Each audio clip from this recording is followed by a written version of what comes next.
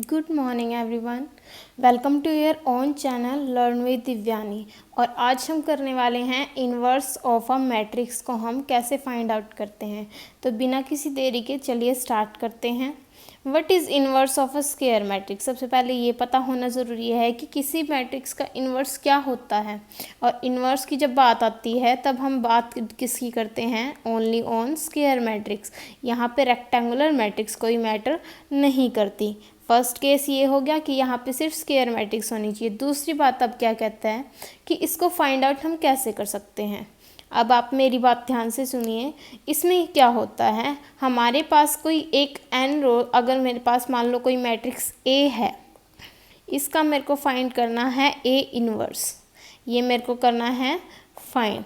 तो मैं ये कैसे फाइंड आउट करूँगी। सबसे पहले आप मान के चलो आपका एक 2 है। 2 का ऐसा कौन सा एलिमेंट है जो उसकी आइडेंटिटी बना दे। अगर मल्टीप्लिकेशन की बात कर रहे हो तो आइडेंटिटी क्या होती है, 1।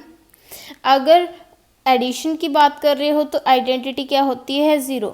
तो 2 में ऐसे किस चीज़ से डिवाइड करें, क्योंकि यहाँ मल्टीप्लाई की बात हो रही है ना, ठीक है। यहाँ पे किसकी बात हो रही है, मल्टीप्लाई की। मैं आपको एक बार दोबारा बता देती हूँ, आप जो मैं बात कह रही हूँ वो ध्यान से समझने की कोशिश करो।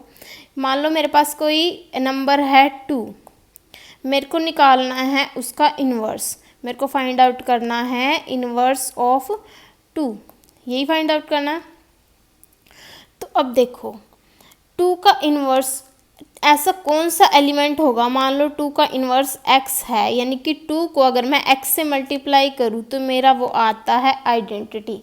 तो अब माइंड में सोचो कि 2 को ऐसे कौन से नंबर से मल्टीप्लाई करें कि वो 1 आ जाए, यानी कि आइडेंटिटी आ जाए। 2 को अगर मैं 1/2 से मल्टीप्लाई कर दूँ तो मेरा आइडेंटिटी आ जाएगा, ठीक है।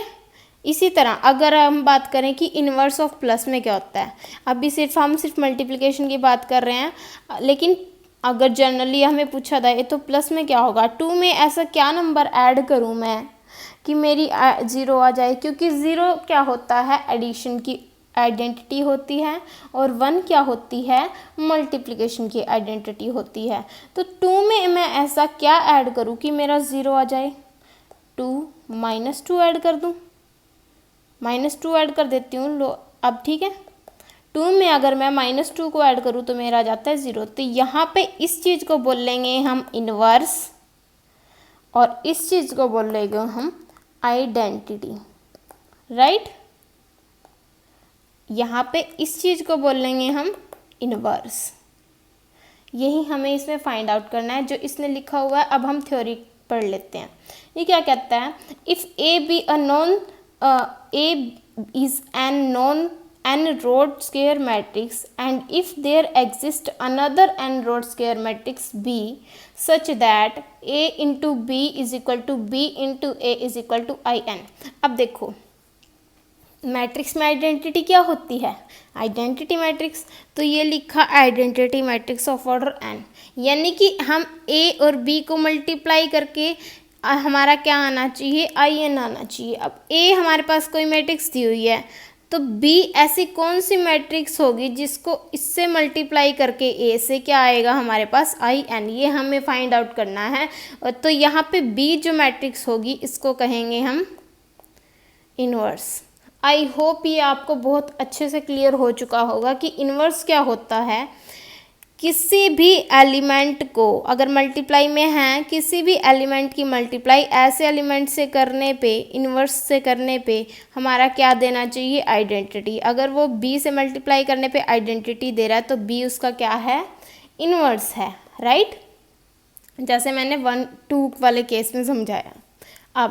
अब यहाँ पे देखो इसने भी यही लिखा है कि A is said to be invertible. A को इन्वर्टिबल कहा जा सकता है, और B इसका क्या है, इन्वर्स है। A इन्वर्टिबल है तो और क्या है, B उसका इन्वर्स है। अब इसको डिनोट कैसे करते हैं। अब जब B उसका इन्वर्स है तो मैं क्या लिख सकती हूँ, B is equal to A inverse लिख सकती हूँ। तो यही प्रॉपर्टी इसने यहाँ पे अप्लाई की है, A इन्वर्स, यानी कि A को अगर उसी के इन्वर्स से मल्टीप्लाई कर दें तो वो क्या हमारा क्या देता है, आइडेंटिटी देता है। दोबारा ध्यान से सुनो, ए को उसी के इन्वर्स से मल्टीप्लाई कर देवे तो वो क्या देता है, आइडेंटिटी।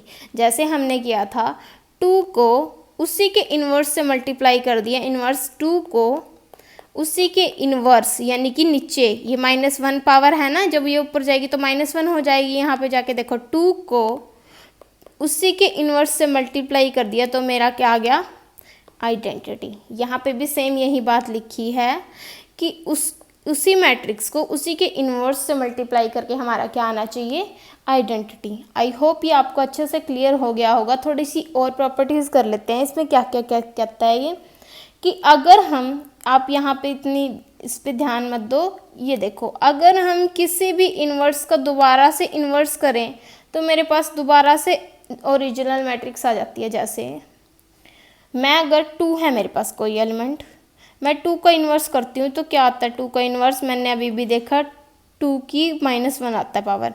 अब थ्रू इसकी दोबारा इन्वर्स करूँ मैं तो क्या आएगा, 2 की पावर -1 की पावर -1, राइट। और -1 की पावर -1 का मतलब क्या है, जब ऊपर मल्टीप्लिकेशन होती है तो क्या होता है, पावर मल्टीप्लाई होंगी तो क्या हो जाएगा, 2 की पावर 1, यानी कि 2 की पावर 1 मेरी वही एलिमेंट आ गई। तो मैं यहाँ पे भी ये कह सकती हूँ कि उसके इन्वर्स का इन्वर्स मेरे पास वही एलिमेंट आ जाता है। ठीक है। अब नेक्स्ट प्रॉपर्टी क्या कहती है कि ये मेरा ज़रूरी, पहली बात तो ये रेक्टेंगुलर मैट्रिक्स में होता नहीं, ये तो मैंने यहाँ पे यही बात क्लियर कर दी थी। अब दूसरी बात ये क्या कहता है, जब ये रेक्टेंगुलर मैट्रिक्स में होता ही नहीं है क्योंकि A B is no and B A are not defined. पहली बात तो ये देखो, हमने जब पिछले वीडियोस की थी तो उसमें हमने पढ़ा था कि A B is not equal to B A होता है। ये कहाँ पढ़ा था हमने, मैट्रिक्स वाली में। अगर आपने वो मैट्रिक्स वाली सीरीज़ नहीं देखी है तो आप एक बार विजिट कर लेना, आपको अच्छे से क्लियर हो जाएगा। तो यहाँ पे ये कहता है कि जो ए बी और बी ए है वो डिफाइन, पहली बात तो डिफाइन होगा नहीं, अगर हो भी गया तो वो इक्वल नहीं होगा। ठीक है। इसके लिए उसको क्या होना ज़रूरी है, स्क्वायर मैट्रिक्स होना ज़रूरी है और सेम ऑर्डर का होना ज़रूरी है। मतलब कि अगर ए 3x3 की है तो बी को भी 3x3 का होना पड़ेगा, और अगर ए स्क्वायर मैट्रिक्स 2x2 की है तो बी को भी 2x2 का होना पड़ेगा। इतनी बात क्लियर है।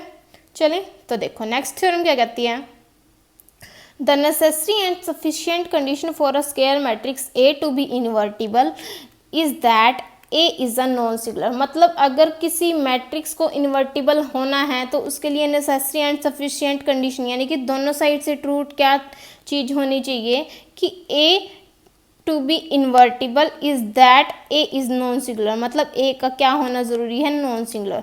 और नॉन सिंगुलर क्या होता है हम अच्छे से पढ़ चुके हैं। नॉन सिंगुलर का मतलब determinant A is not equal to 0। ये देखो यहाँ पे भी दिया हुआ है, और अगर आपको इसकी वीडियो देखनी है तो वो भी आपको मिल जाएगी सिंगुलर और नॉन सिंगुलर के नाम से, आप विजिट कर सकते हैं उसको भी। तो इसमें हम सीधा बस यही बात याद रखेंगे कि अगर हमें ए को इन्वर्टिबल दिखाना है तो ए का नॉन सिंगुलर होना ज़रूरी है। अगर आपको इसका प्रूफ देखना है तो थोड़ा सा मैं फटाफट बता देती हूँ क्या कहता है ये। द कंडीशन इज़ नेसेसरी, मतलब नेसेसरी कंडीशन क्या है, मतलब एक को लेके चलेंगे दूसरी प्रूफ करेंगे। हम ए को इन्वर्टिबल लेके चले हैं, इन्वर्टिबल यानी कि ए इन्वर्स पॉसिबल है। वी हैव टू प्रूव करना है हमें कि ए इज़ नॉन सिंगुलर है। ए इन्वर्टिबल है तो यानी कि ये कंडीशन पॉसिबल है। हम अभी ये पढ़ के आए हैं। ये कब पॉसिबल थी, जब वो इन्वर्स एग्जिस्ट करता था। तो ये वाली पॉसिबल है कंडीशन। अब मैं क्या करूँगी, दोनों साइड डिटर्मिनेंट ले लूँगी। जब मैंने दोनों साइड डिटर्मिनेंट लिया तो मेरे पास ये कंडीशन आ गई। इसको मैं अलग अलग खोल सकती हूँ, डिटर्मिनेंट को मेरे पास प्रॉपर्टी है और मेरे को पता है कि अगर मेरा A determinant B is equal to I N है, यानी कि 1 है, तो क्या होगी, 1 तो नॉन ज़ीरो आएगी। क्योंकि देखो ऐसे कौन से दो एलिमेंट है जिनको मल्टीप्लाई करके 1 आए। क्लियर है ये बात। तो यानी कि कोई नॉन ज़ीरो एलिमेंट ही होंगे ना जिनको मल्टीप्लाई करके नॉन ज़ीरो आएगा। क्योंकि ये तो है नहीं कि 0 को किसी एलिमेंट से मल्टीप्लाई करो तो वो 1 दे दे। ऐसी कोई भी कंडीशन पॉसिबल नहीं है जिसमें 0 को किसी एलिमेंट से मल्टीप्लाई करके वो 1 दे दे। तो यानी कि दोनों के दोनों क्या होंगे, नॉन ज़ीरो। अगर ये नॉन ज़ीरो हैं तो हमारे पास क्या होगी, डिटर्मिनेंट नॉन सिंगुलर होगा। यही तो हमें प्रूफ करना था कि वो क्या होनी चाहिए, नॉन सिंगुलर। क्लियर है ये बात। आपको समझना है, रटना नहीं है इस किसी भी चीज़ को, ठीक है। Condition is sufficient. अब सफिशिएंट कंडीशन क्या कहते हैं कि हम नॉन सिंगुलर लेके चलेंगे और उसको इन्वर्टिबल प्रूफ करेंगे। तो नॉन सिंगुलर की कंडीशन क्या होती है, determinant is not equal to 0, ये हम लेके चले। और हमने अभी पिछली वीडियो में भी की थी, तो हमने क्या किया था, A into adjoint A is equal to adjoint A into A is equal to determinant A I n. ये हम यूज़ क्यों कर रहे हैं, क्योंकि यहाँ पे आता है एडजॉइंट ए। अभी हम आगे सीखेंगे कि ए इन्वर्स निकालते कैसे हैं।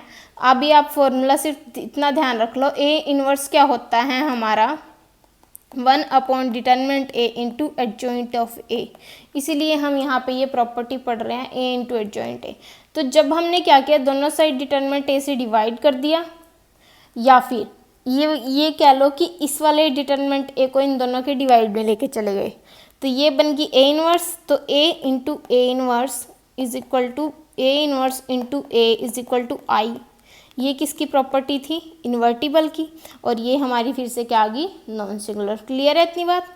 चलिए नेक्स्ट थ्योरम क्या कहती है, inverse of every square matrix if exist is unique. अगर किसी मैट्रिक्स का इन्वर्स, किसी स्क्वायर मैट्रिक्स का इन्वर्स एग्जिस्ट करता है तो वो कैसा होगा, यूनिक। मतलब ये नहीं है कि मान लो कोई किसी स्क्वायर मैट्रिक्स का इन्वर्स मेरे पास क्या आया, 1 आया, तो अगली बार भी वो 1 ही आएगा। ये नहीं है कि 2 या 3 या 4 कुछ और आ जाए।